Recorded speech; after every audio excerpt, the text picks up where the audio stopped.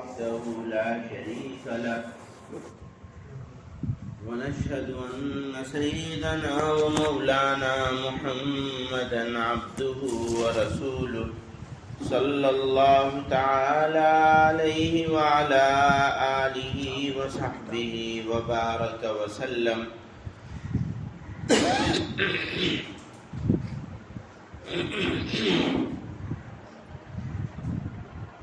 اللہ تعالی نے اپنے فضل سے ہم کو انسان بنایا، اشرف المخلوقات بنا کر دنیا میں پیدا کیا، اور دنیا میں جتنی چیزیں بنائیں وہ ہم لوگوں کے لیے بنائیں، زمین، آسمان، سورج، چاند، ستارے، غرض جتنی نعمتیں دنیا میں بنائی گئی ہیں وہ ہمارے لیے، انسانوں کے لیے۔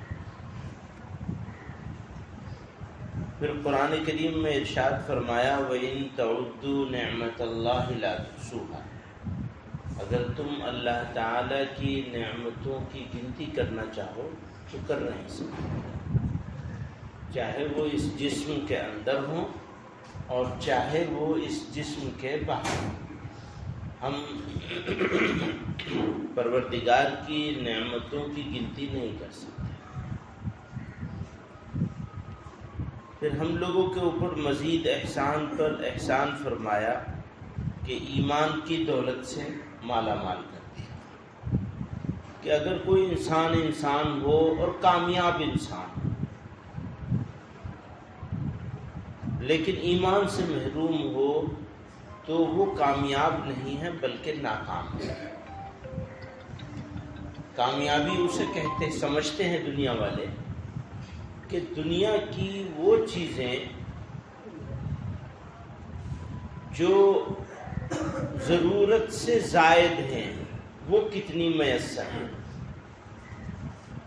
سمجھ لیجئے گا، دنیا میں وہ نعمتیں جو ضرورت سے زائد ہیں وہ کس کے پاس کتنی ہیں، جس کے پاس جتنی زیادہ ہوں گی اتنا کامیاب انسان مانا جائے گا۔ لیکن ضرورت تو کسی کی پوری رکتی نہیں، ضرورت کسی کی رکتی نہیں، اور خواہشیں بادشاہوں کی پوری نہیں ہوتی۔ تو اگر ضرورت سے زائد بھی چیزیں خوب ہیں کسی آدمی کے پاس، یعنی وہ بادشاہ بھی ہو، لیکن ایمان کی دولت سے محروم ہے، تو پھر تو اچھا تھا کہ اس کو انسان نہ بنایا جاتا، کتا بلی کچھ بنا کے پیدا کر دیتے تو اچھا تھا، کیونکہ اور کسی جاندار سے سوال نہیں ہوگا، پر انسان سے تو سوال ہوگا، جنات سے اور انسان سے وہ سوال ہوگا، اور اس کے اوپر سزا ہوگی یا انعام ملے گا۔ تو اگر بغیر ایمان کے انسان ہو اور بغیر ایمان کے اس کی موت آ جائے تو گیا وہ ہمیشہ کا دکھ، تکلیف، مصیبت، جہنم، اللہ کی ناراضگی۔ اور ایمان کے اوپر زندگی گزری اور موت بھی ایمان پر آ گئی۔ یہ بھی سب سے بڑا مسئلہ ہے کہ اللہ میاں کے ہاں جاتے وقت بلاوا آئے گا جب اس جسم سے اصلی انسان کو جدا کیا جائے گا۔ جسم انسان نہیں ہے، انسان تو روح ہے جس کو اس عالم سے اس عالم میں منتقل کر دیا جائے گا، ٹرانسفر کر دیا جائے گا۔ پھر تو جسم سڑے گا، گلے گا، پھولے گا، پھٹے گا، برباد ہو جائے گا، ظاہر مٹی میں مل جائے گا۔ اللہ تعالیٰ اپنی قدرت کاملہ سے پھر اٹھائیں گے، لیکن وہ اصلی انسان تو وہی ہے جس کو روح کہتے ہیں، وہی روح اصلی انسان ہے، ورنہ تو ایک بال بھی نہیں کم ہوتا اور آدمی گیا، اب میت ہو گیا، نام چھن جاتا ہے۔ سب سے پہلے کیا چھنتا ہے؟ نام۔ میت لاش ہے، اب اس کا نام نہیں لے گا کوئی کہ یہ فلاں مولانا صاحب ہے، یا فلاں حاجی جی ہیں، یا فلاں صاحب ہے، فلاں ویڈیو ہے، یہ کوئی نہیں کہے گا، میت۔ زیادہ سے زیادہ سمجھانے کے لیے کہہ دیں گے فلانے کی میت۔ تو انسان میں سے ساری چیزیں موجود رہتی ہیں، آنکھ، ناک، کان، بال، ایک بال کم نہیں ہوتا اور آدمی چلا گیا۔ اب آدمی نہیں رہا، میت ہو گیا۔ تو اصلی انسان تو وہ روح ہے۔ تو ہم لوگ جسم کی بیماریوں کے بارے میں تو فکر مند رہتے ہیں، نزلہ ہو گیا، زکام ہو گیا، کھانسی ہو گئی، بخار ہو گیا، پیٹ خراب ہو گیا، کچھ اور ہو گیا، کچھ اور ہو گیا، تو گھٹنے میں تکلیف ہے، یہاں تکلیف ہے، وہاں تکلیف ہے، اور آدمی پریشان ہے، ڈاکٹروں کے چکر کاٹ رہا ہے، علاج کر رہا ہے، پرہیز کر رہا ہے، سارے کام کرتا ہے، پیسے بھی خرچ کرتا ہے، ضرورت ہوتی ہے لاکھوں روپے بھی خرچ کرتا ہے آدمی۔ کس کے لیے؟ جس کو جانا نہیں ہے، جس کی عمر متعین ہے، وہ 50 بھی ہو سکتی ہے، 80 بھی ہو سکتی ہے، 100 بھی ہو سکتی ہے، اور 100 سے کچھ اوپر بھی ہو جائے، آخر میں اس کو ضائع ہونا ہے، مٹی میں ملنا ہے۔ اس کے لیے تو اتنا اہتمام، اور وہ جو اصلی انسان ہے جس کی موت کبھی نہیں آئے گی، روح، اس کے لیے پتہ بھی نہیں ہے، جھانکنے کی ضرورت نہیں ہے، فرصت نہیں ہے، موقع نہیں ہے، فکر نہیں ہے، خیال نہیں آتا۔ جسم کا دھیان نہیں رکھا تو زیادہ سے زیادہ موت آئے گی بس۔ روح کا خیال نہیں رکھا تو تکلیف، دکھ، ذلت، رسوائی، مصیبت اٹھانی پڑے گی۔ سب سے بڑی مصیبت تو یہ ہوگی کہ اللہ تعالیٰ کی نظر نہیں ملے گی، اس کی خوشنودی حاصل نہیں ہوگی۔ کیا کیا ہیں روحانی بیماریاں؟ بہت ساری ہیں، 2-3 کا تذکرہ کروں گا۔ حسد، اس کے نتیجے میں پیدا ہوتی ہے غیبت۔ لیکن حسد کیوں پیدا ہوتا ہے؟ تکبر کی وجہ سے۔ وہ تکبر کبھی مال کا ہوتا ہے، کبھی جوانی کا ہوتا ہے، کبھی خوبصورتی کا ہوتا ہے، کبھی علم کا ہوتا ہے، تقوی کا ہوتا ہے تکبر۔ ہم بہت متقی ہیں، بڑے اللہ والے ہیں،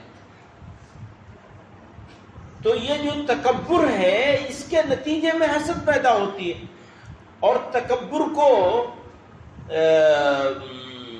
اکابر نے، مفسرین نے، بڑے لوگوں نے، ائمہ نے، ایک طبقہ ائمہ کا ایسا ہے جو اسے شرک خفی کہتا ہے، چھوٹا شرک، کیونکہ تکبر صرف اللہ کے لیے ہے، اللہ ہی کر سکتے ہیں تکبر، اس کے علاوہ کسی کو تکبر کرنے کا حق نہیں۔ تکبر سمجھتے گھمنڈ کرنے کا، اپنے کو بڑا سمجھنے کا، وہ وجہ کچھ بھی ہو اس بڑائی کی، مال بھی ہو سکتی ہے یا فلاں فلاں، تو اسے شرک خفی قرار دیا ہے۔ اس پر تو سارے لوگ متفق ہیں کہ یہ شرک خفی ہے، یعنی آپ اللہ کے ساتھ شریک بنا رہے ہیں، ساجی بنا رہے ہیں۔ جیسے مورتی پوجا کرنے والے مورتی کو شریک بناتے ہیں، یا ویسے ہی مان لیتے ہیں کہ فلاں جو ہے وہ اللہ تعالیٰ کا سپورٹر ہے، معاون ہے، اسسٹنٹ ہے، مانتے ہیں نا، کون سی دیوی ہے، کون سا دیوتا ہے، فلاں فلاں۔ ویسے آپ نے شرک خفی میں مبتلا ہو گئے، اپنے آپ کو اللہ تعالیٰ کے مقابلے پر کھڑا، اپنے آپ کو کھڑا کر لیا، تکبر کر کے، بڑا کر۔ بھئی بڑے تو اللہ ہی کی ذات ہے، اگر تمہارے پاس جمال، جلال، کچھ بھی چیز حاصل ہے تمہیں، تو وہ اللہ ہی کی مہربانی سے ہے نا، تم کیا ہو؟ تمہیں تو مٹی میں ملنا ہی ملنا ہے۔ تو وہ قرار دیا، لیکن کچھ لوگ ایسے ہیں جو اسے شرک خفی نہیں، شرک جلی قرار دیتے ہیں، یعنی بڑا شرک قرار دیتے ہیں، کیونکہ اس کے نتیجے میں بہت ساری بیماریاں دل میں پیدا ہوتی ہیں، اس لیے اس کو ام الامراض کہا گیا، بیماریوں کی ماں ہے۔ تکبر ہوگا، تکبر کا پتہ نہیں چلے گا، زبان سے اللہ میاں کا شکریہ بھی ادا کرتا رہے گا، پر دل راضی نہیں ہے، تو معاملہ تو دل کا ہے سارا۔ اذا صلحت صلح الجسد كله، اذا فسدت فسد الجسد كله، الا وهي القلب۔ یہ تو بس وہی دل کا ٹکڑا ہے، گوشت کا ٹکڑا ہے یہ۔ پیغمبر علیہ الصلوۃ والسلام اگر یہ سدھر گیا، ہر چیز سدھر جائے گی۔ اس سجدے میں 1000 سال آپ پڑے رہے، کیا فائدہ اس کا جب آپ کا دل سجدے میں نہیں گیا؟ اور کسی کا دل اگر سجدے میں جانے پر راضی ہو جائے تو اللہ تعالیٰ اس کو یہ نعمت بھی عطا کر سکتے ہیں کوشش کرنے سے کہ آدمی کچھ بھی کرتا رہے دل سجدے میں پڑا رہے. ہو سکتا ہے؟ نہیں ہو سکتا. ہو سکتا ہے. کوشش کرنے کی ضرورت ہے، پر وہ اس کو اس حالت پر لے آنا ہے نا. تکبر کیا، حسد ہو گئی.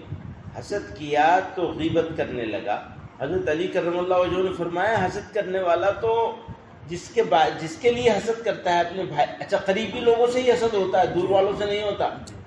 بھائی سے، بہن سے، بہنوئی سے، بھتیجے سے، اور قریبی رشتہ دار، تعلق والے، دوست، احباب جو ہوتے ہیں ہمارے سراؤنڈ، جن کے لیے ہمارے دل میں محبت ہونی چاہیے تھی، جن کے لیے ہمارے دل میں نرمی ہونی چاہیے تھی، جن کے لیے ہمیں دعائیں کرنی چاہیے تھیں، جن کے لیے ہمارے دل میں خیر ہی خیر ہونی چاہیے تھی، ان کے لیے حسد پیدا کر دیتا ہے شیطان. اور حسد پیدا ہوتی ہے تو حضرت علی فرماتے ہیں آدمی اپنی آگ میں خود جلتا ہے. آدمی اپنی آگ میں خود جلتا ہے. حسد جس سے کی جا رہی ہے اس کا نقصان بعد میں ہوتا ہے. حسد کرنے والے کا نقصان پہلے ہوتا ہے اور پرماننٹ ہوتا ہے، مستقل دائمی عذاب میں مبتلا کر دیا جاتا ہے. اب اسے جہنم میں جانے کی ضرورت نہیں ہے، ابھی اس کو جہنم یہی ہو گئی، یہی شروع ہو گئی جہنم. سمجھ رہے ہیں آپ نے؟ کیوں؟ دل میں آگ لگی ہوئی ہے. حسد ہو رہی ہے تو دل میں آگ لگی ہوئی ہے نا. جلن کا مطلب یہی ہے، اس کا بہت اچھا ترجمہ کیا گیا. جلتا ہے، یہ تو مجھ سے جل رہا ہے. کوئی کہتا ہے نا یہ تو مجھ سے جل رہے ہیں آپ، وہ یوں ہی کہتا ہے کہ بھئی مجھ سے نہیں جل رہے، آپ اپنے آپ سے جل رہے ہیں. اپنے آپ کو دیکھیے نا، اپنے دل کو کہاں کھڑا ہے، یہ کہاں پڑا ہے. یہ تو یہ بیماری ہے روحانی. کینسر سے بھی زیادہ خراب بیماری ہے. کینسر کے نتیجے میں صرف موت آئے گی. حسد کے نتیجے میں آخرت کی ذلت اور رسوائی اٹھانی پڑے گی. جب کوئی مددگار نہیں ہوگا تو پروردگار عالم کی نظر التفات ہماری طرف نہیں آئے گی. پھر کیا ہوگا؟ نظر پھیر لی جائے گی. اس کے نتیجے میں آدمی غیبت کرتا ہے، جس کو قرآن میں اللہ تعالیٰ، غیبت میں تو سچ بتا رہا تھا. غیبت کی جب کوئی کہتا ہے نا غیبت مت کرو بھائی، تو پھر میں تو سچی بات، ارے سچی بات ہی تو غیبت ہے. مجھے آپ نے شراب پیتے ہوئے دیکھا اور آپ نے دیکھا اپنی آنکھ سے اور جا کر آپ سے بتا دیا. میرا تو جو ہوگا سو ہوگا، لیکن یہ غیبت کرنے والے ہو گئے. سمجھ رہے ہیں؟ اپنی آنکھ سے چوری کرتے دیکھا، اپنی آنکھ سے کوئی بھی غلط کام کرتے دیکھا کسی کو، اور وہ بالکل سچ تھی بات. آپ کی ذمہ داری کیا ہے؟ آپ اس بات کو چھپا لیں گے. کتنا شاندار بات ہے یہ. واقعی کسی نے چوری کری ہے، آپ اس بات کو چھپا لیں گے. چوری کا تعلق کیونکہ دوسرے کے حقوق سے ہے، اس لیے ضرورت پڑنے پر اس کی گواہی بھی دیں گے. تو اس لیے چوری کی مثال بہتر نہیں ہے، لیکن جو انسان کے خود کے اعمال سے ہے، مثلا شراب پی رہا ہے تو اس کا اپنا معاملہ ہے بس، اور کوئی ایسا کام کر رہا ہے جو خود کے لیے ہے، سماج کا اس کے اوپر کوئی اثر نہیں ہو رہا ہے سماج کے اوپر، تو آپ کو اسے چھپانا ہے. اور خیر خواہی یہ ہے کہ اس آدمی سے جس کو آپ نے یہ غلط کام کرتے ہوئے دیکھا ہے، اس آدمی سے بات کرنی ہے، بھئی آپ کو یہ غلط کام نہیں کرنا چاہیے. وہ بھی اچھے انداز میں کہ وہ ضد نہ پکڑ لے، نہیں میں تو ضرور کروں گا. وہاں تک نہیں پہنچانا ہے آدمی کو. اس کے ساتھ بھلائی کی بات کرنی ہے، کچھ اچھی بات کرنی ہے، اس کی کچھ اچھائیوں کو ڈھونڈ کر اس کو بیان کرنا ہے، پھر کہنا ہے یہ ایک چیز ہمیں محسوس ہوتی ہے، آپ اس کو ٹھیک کریے. بس یہ کریں گے تو اللہ تعالیٰ آپ کو بھی بھلائی عطا فرما دیں گے. اس کو بھلائی ملے نہ ملے، آپ کیونکہ بھلائی چاہنے والے تو اللہ تعالیٰ آپ کو بھلائی عطا فرما دیں. تو تکبر کرے گا، غیبت ہوگی، غیبت کے نتیجے میں جھوٹ بھی، پھر بدگمانیاں ہوں گی، پھر اس کے بعد تہمتیں ہوں گی، اور آدمی کی روح جو ہے یعنی انسان جو ہے وہ برباد ہو جائے. تو ہمیں تکبر سے بچنا چاہیے، اپنی روحانی بیماریوں کے علاج کی طرف توجہ کرنی چاہیے. ان کا علاج اللہ کے ذکر میں. ہر چیز کے لیے صاف کرنے کے لیے چیزیں موجود ہیں. دل کو صاف کرنے کے لیے اللہ کا ذکر ہے. پیغمبر علیہ الصلوۃ والسلام نے، اللہ میاں نے جگہ جگہ اس کا تذکرہ کیا. اللہ میاں کو بس دل ہی چاہیے. الا من اتى الله یوم لا ينفع مال ولا بنون. وہ دن ایسا دن ہوگا کوئی چیز فائدہ نہیں پہنچائے گی، نہ اولاد نہ مال. یہی دو چیزیں تکبر کی بنیاد ہیں. یوم لا ينفع مال ولا بنون الا من اتى الله بقلب سلیم. مگر وہ جو اللہ تعالیٰ کے سامنے قلب سلیم کے ساتھ آئے گا. قلب مریض یا قلب میت کے ساتھ نہیں، مردہ دل کے ساتھ یا بیمار دل کے ساتھ نہیں، قلب سلیم کے ساتھ آئے گا، صحیح دل کے ساتھ آئے گا. تو دلوں کو درست کرنے پر کام کیجیے، محنت کیجیے اللہ تعالیٰ کے ذکر کے ذریعے سے. مشائخ اس بارے میں مختلف رائے رکھتے ہیں. بس میں یہ بات کہہ کے ختم کروں گا. کچھ کہتے ہیں پہلے ٹھیک کرو پھر اللہ کا ذکر کرو. کچھ کہتے ہیں اللہ کا ذکر شروع کر دو، تو جب اللہ میاں کا ذکر کرو گے، اللہ میاں آئیں گے تو باقی چیزیں خود بخود ٹھیک ہو جائیں گی. توجہ رکھنی پڑے گی.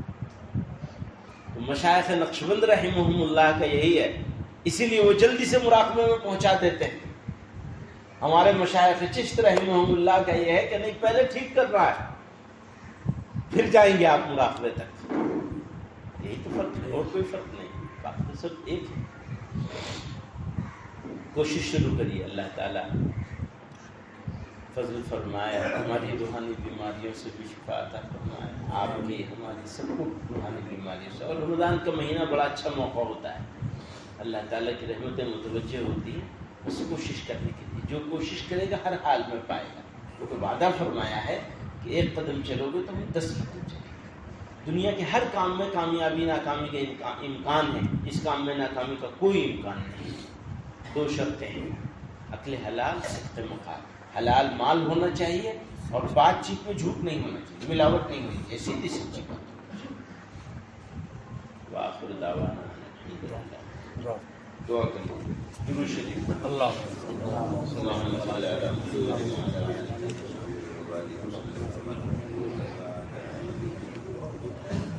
اللهم ربنا آتنا في الدنيا حسنة وفي الآخرة حسنة وقنا عذاب النار. اللهم ربنا لا تزغ قلوبنا بعد إذ هديتنا وهب لنا من لدنك رحمة إنك أنت الوهاب. اللهم ربنا ظلمنا أنفسنا وإن لم تغفر لنا وترحمنا لنكونن من الخاسرين. واعف عنا واغفر لنا وارحمنا أنت مولانا فانصرنا على القوم الكافرين. اللہ ہمارے گناہوں کو معاف کر، ہماری خطاؤں سے درگزر، ہمارے حال پر رحم فرما. اللہ ہماری مصیبتوں کو دور فرما، بیماروں کو شفا عطا فرما، قرضداروں کے قرضوں کی ادائیگی کی سبیل فرما. اللہ مصیبت زدوں کی مصیبتوں کو دور فرما. الہ العالمین ہمارے حال پر رحم فرما. اے اللہ ہمیں رمضان کی نعمتوں سے مالا مال کر. اللہ ہمارے دلوں کو بدل دی، اپنی سچی محبت اور کامل ایمان عطا فرما. اے کریم آقا ہمیں حسن خاتمے کے فیصلے فرما. اللہ ہمارے لیے حسن خاتمے کے فیصلے فرما. والدین، مشائخ، اساتذہ، دوست، احباب، رشتہ دار، جو لوگ اس دنیا سے گزر گئے سب کو مغفرت و رحمت سے. اے اللہ اس مدرسے کو مرکزیت عطا فرما، قبولیت سے نواز دیجیے. کام کرنے والے خدام کو اخلاص کی دولت سے مالا مال فرما. اے اللہ امت کے بگڑے ہوئے حالات کو سدھار دیجیے. اللہم احسن عاقبتنا فی الامور کلہا واجرنا من خزي الدنيا وعذاب الآخرة. وصلی اللہ تعالی علی خیر خلقہ سیدنا مولانا محمد وآلہ وصحبہ.